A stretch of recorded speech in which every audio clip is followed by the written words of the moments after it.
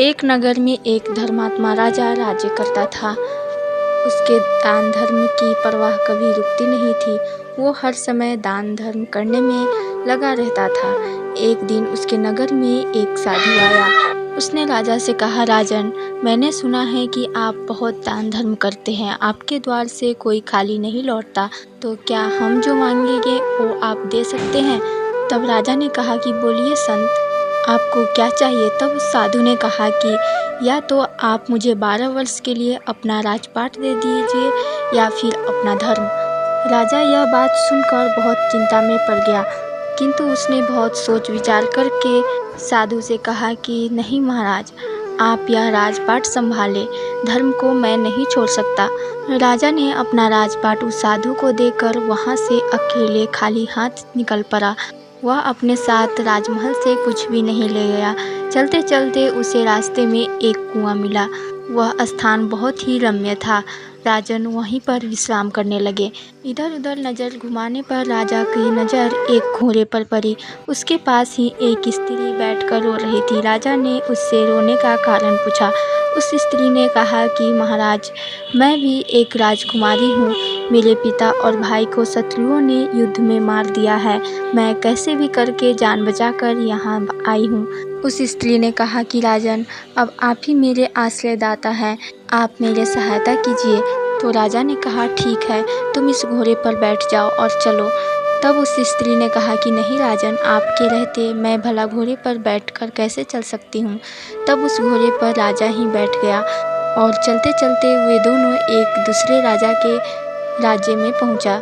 उस स्त्री ने कहा कि राजन, आप शहर जाकर किसी मकान को किराए पर रहने के लिए बात करो। तब तक मैं यहीं विश्राम कर रही हूँ और आपका इंतज़ार कर रही हूँ। तब राजा ने कहा कि मेरे पास कुछ भी नहीं है, भला मैं किराए पर मकान किस मुँह से लूँ। तब उस स्त्री ने कहा कि रुपयों पैसे की चिंता आप बिल्कुल न करें, आपको जितने रुपये चाहिए मेरे से ले लें। तब उस स्त्री ने 10 मोहरें निकाल कर राजन को दी। वह पैसे लेकर राजा मकान ठीक कर आया और उस स्त्री को उस मकान में रखकर खुद बाजार से घोड़े और उसके लिए भोजन सामग्री लेकर आया। स्त्री ने भोजन तैयार किया और राजा को भोजन करने को कहा। तब राजा ने कहा कि तुम पहले इस भोजन को ग्रहण करो। तब उस स्त्री ने कहा, नहीं राजन, पहले आप खाइए। तब राजा ने उस भोजन को ग्रहण किया। उसके पश्चात उस स्त्री ने उस भोजन को किया। एक दिन उस स्त्री ने कहा कि राजन, आपको काम करने में अधिक कष्ट होता है, इसलिए आप एक नौकर रख लो। तब राजा ने कहा कि ऐसा मैं कैसे कर सकता हूँ, मेरे पास तो बिल्कुल रुपये पैसे नहीं हैं। तब उस स्त्री ने फिर से कहा कि राजन, यदि जब भी आपको पैसे की ज़रूरत हो, मेरे से निसंकोच मांग लिया करो। वह रुपये लेकर एक नौकर रख लिया।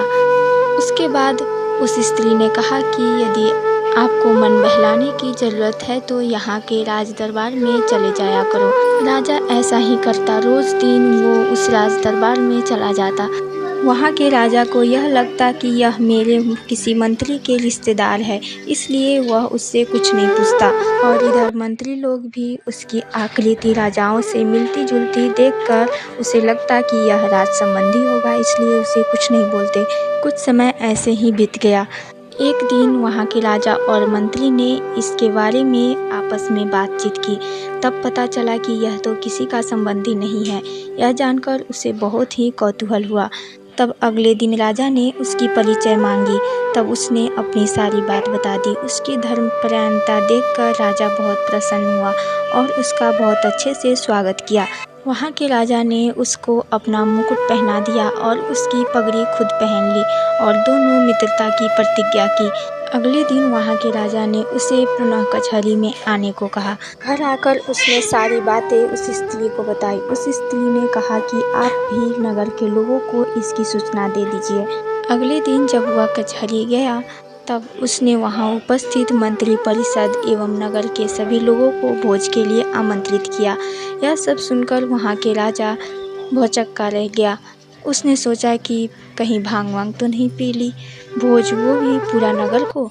तब उस राजा ने कहा कि कहाँ से करोगे इसका इंतजाम। अगले दिन राजा ने मंत्री को उसके घर भेजा ताकि वह देख सके कि आखिर उसने भोज का इंतजाम कैसा किया है। पता चला कि उसने वहाँ पर कोई व्यवस्था नहीं रखी है। यह सारी सूचना मंत्री ने आकर राजा को बताई। तब राजा ने कहा कि पक्का उसने भांग वांग पी रखी होगी।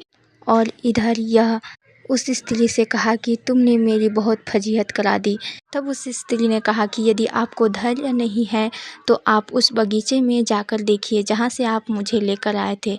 तब वह राजा वहाँ गया तो देखा कि वहाँ सारे देवलोग कार्य में लगे हुए हैं। यह सब देखकर उसे आश्चर्य का ठिकाना नहीं रहा।